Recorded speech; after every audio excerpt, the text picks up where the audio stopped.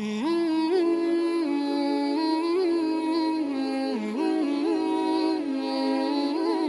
jadinya seorang muslim yang mendustakan Al-Quran dengan mengatakan tidak ada sholat 5 waktu di dalam Al-Quran?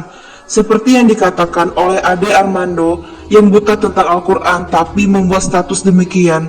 Bagaimanakah perkataannya? Simak cuplikannya. Saya sebetulnya justru sangat heran ya ketika ini menjadi sedemikian viral dan dianggap kontroversial.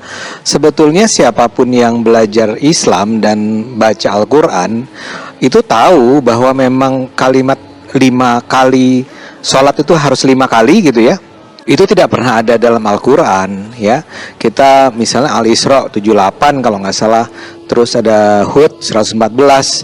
Itu adalah surat-surat yang selalu kita gunakan untuk merujuk tentang kewajiban sholat. Jadi sholatnya sih wajib yang saya katakan, tapi yang mengatakan 5 kali sehari itu tidak ada di dalam Al-Quran. Dan itu sudah saya pelajari sejak lama sih. Perkataan ini sangat menyenangkan hati orang-orang musyrik yang begitu keras mendebat Islam. Kita sebut saja agama Kristen. Betapa senangnya mereka bahwa sholat 5 waktu itu tidak ada di dalam Al-Quran.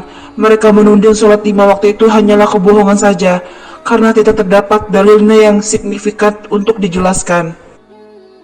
Sehingga orang-orang seperti Pendeta Saifuddin Ibrahim yang mengaku seorang ustadz lulusan ilmu perbandingan agama langsung senang, gembira, dan ikut membenarkan perkataan Ade Armando bahwa Islam tidak memiliki dalil sholat 5 waktu. Nah, ini dia cuplikannya.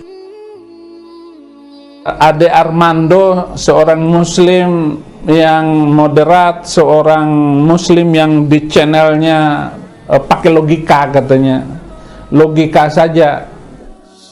Dia mengatakan bahwa sholat itu tidak ada di dalam Al-Quran. Nah, ini pernyataan yang bagus juga untuk penginjilan saya, bahwa saya ini nggak salah ngomong, nggak asal ngomong gitu. Kalaupun ada orang yang marah karena omongan saya. Dan di dalam Al-Quran memang nggak ada sholat itu, yang 5 waktu itu. Kedua orang ini begitu senang dan bangga dengan membuat sensasi seperti itu. Pastinya semua itu demi dunia yang mereka kejar, kepercayaan dan harta benda. Ternyata Allah memberikan petunjuk kepada kita lewat Ustadz Adi Hidayat, menampar keras ucapan yang mereka viralkan di dunia YouTube. Harus padam dengan wajah malu. Berikut inilah cuplikannya. Allah Subhanahu wa Ta'ala menerangkan kepada kita, bukan hanya memerintahkan sebagai pembuktian iman, tapi menjelaskan kepada kita tentang waktu sholat secara jelas dan ketetapannya.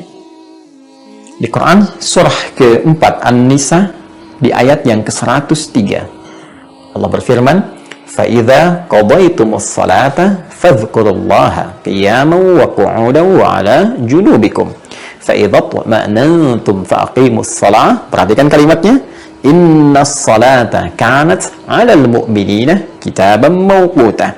Perhatikan ujung ayatnya, inna salata, sungguh salat itu, 'alal mu'minina, bagi setiap insan yang beriman, kitaban mawquta, telah ditetapkan dengan jelas ketentuan waktunya.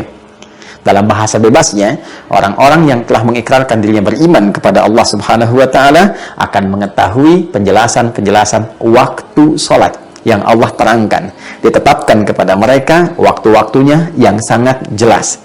Jadi bukan sekedar Allah meminta kepada kita untuk membuktikan keimanannya lewat sholat, tapi kata Allah, saya tegaskan, saya terangkan pula kepada kalian waktu-waktu kapan kalian menunaikan sholat itu. 1. Kita bertanya, bagaimana kemudian penetapannya ya Allah? Maka dijawab selanjutnya, ditetapkan dalam setiap pergantian antara waktu, TAW, dalam setiap hari. Jadi kata Allah, bagi orang beriman, kami tetapkan waktu-waktu menunaikan sholat. Kita tanya lagi, kapan waktunya ya Allah? Kata Allah, dalam setiap pergantian antara waktu dalam sehari, aku tetapkan waktunya. Baik, Allah berfirman di Quran surah ke-17 Al-Isra di ayat ke-78. Aqimis salata lidulukis syamsi ila ghasaqil laili wa qur'anal fajr. Inna qur'anal fajri kana mashhuda. Ketika engkau bertanya kapan waktu menunaikannya, kata Allah, aqimis salata, tunaikanlah salat. Yang dimaksudkan itu Ya, liduluki syamsi, mulai matahari tergelincir, mulai muncul siang, sudah mulai sedikit condong ke arah barat, berada di tengah-tengah, mulai condong sedikit, kata Nabi bayangannya dari tongkat itu, ya, mulai sama dengan tongkatnya dan mulai sedikit turun, ya, mulai sedikit bergeser. Maka muncul dulu ke syamsi itu bahasa dekatnya kita kenal dengan istilah zuhur saat ini, ya, ila ghasaqil lail, terus membentang sampai dengan malam, wa Qur'an al-fajr, sampai nanti tiba waktu fajar, ya.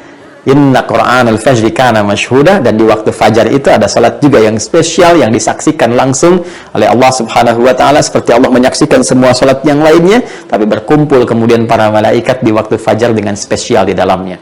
Dari zuhur membentang sampai dengan ke waktu fajar. Kita akan lihat detailnya bagaimana itu. Kapan diaturnya? Maka ditegaskan lagi Quran surah ke-11 ayat ke-114. Aqimis salata tarafayn nahar wa zulafan minal lail innal hasanati yudhibnas sayyi'at. Hei, kata Allah, tunaikan salat yang dimaksudkan 5 waktu itu secara umumnya aku jelaskan di setiap pergantian antar waktu, di 2 ujung siang, dari subuh sampai dengan petang asar, wa zulafan minal lail, kemudian ketemu maghrib dengan isya'nya. Innal hasanati yudhibnas sayyi'at. Kalau engkau kerjakan, kamu meloleh nilai kebaikan, mendapatkan pahala yang bisa menggugurkan kejelekan-kejelekanmu. Baik, masih umumnya Allah. Ya, detailnya seperti apa? Maka turun lagi kemudian dijelaskan spesifik waktu pergantian antar waktu itu dalam sehari. Kalau tadi masih umum, ya, zuhur berganti, siang berganti ke sore, sore berganti menjelang ke malam, ya, malamnya tiba, kemudian muncul fajar, masih umum disebutkannya, ya. Kemudian dijelaskan lagi secara spesifik waktunya.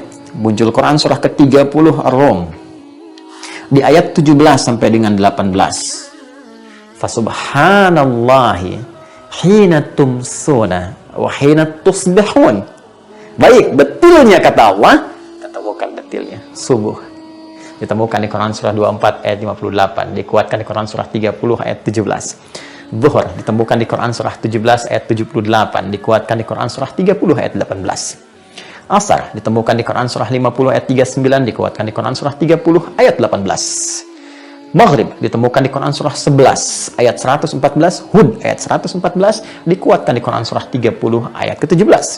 Dan Isya disebut dengan namanya di Quran surah ke-24 An-Nur di ayat ke-58.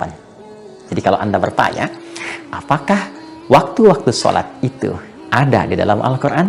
Maka jawabannya bukan hanya ada, tapi jelas, terang, dan sangat detail. Saking terang, jelas, dan detailnya, Allah meminta kita menjaga waktu-waktu sholat itu dengan komitmen menunaikan sholat yang dimaksudkan. Namun bila ada yang mengatakan tidak ada waktu-waktu sholat dalam Al-Quran, walaupun saya mengerjakannya, ini patut diduga 2 hal terjadi pada dirinya. Kalau bukan dia belum bagus baca Al-Quran, belum mengetahui isi Quran karena jarang berinteraksi dengan Quran, boleh jadi karena keadaan imannya yang melemah. Karena bagi orang beriman, dia pasti akan mengetahui waktu-waktu sholat. Inna sholata kanat alal mu'minina kitaban mawquta. Sungguh orang beriman itu akan jelas baginya nampak tentang waktu-waktu sholat itu. Sekali lagi, kalau bukan karena kurang baca Al-Quran, boleh jadi karena kurang kuat keadaan imannya. Dan yang paling menarik adalah di saat setiap insan beriman mulai mencoba khusyuk untuk menunaikan sholat, ternyata masih ada orang yang baru ingin mengetahui kapan waktu sholat itu dikerjakan. Nabi Musa diperintahkan untuk menunaikan sholat seperti di Quran surah Taha ayat 14 yang tadi saya bacakan, ketika Allah berfirman, innani anallahu la ilaha illa ana fa'budni wa aqimis sholata li dzikri. Demikian Nabi Isa alaihi salam pun mengatakan bahwa beliau diwasiatkan untuk menunaikan ibadah salat ketika Allah merekam pula penegasan ini di dalam Al-Quran, dalam firman-Nya surah ke-19 Maryam di ayat 31, wa ja'alani mubaraka aynama kuntu wa awsani bis-shalah. Dan Allah telah menjadikan untukku keberkahan dalam setiap keadaan, setiap kondisi, dan mewasiatkan kepadaku, memerintahkan kepadaku dengan padat, singkat, dan tegas lugas untuk menunaikan salat.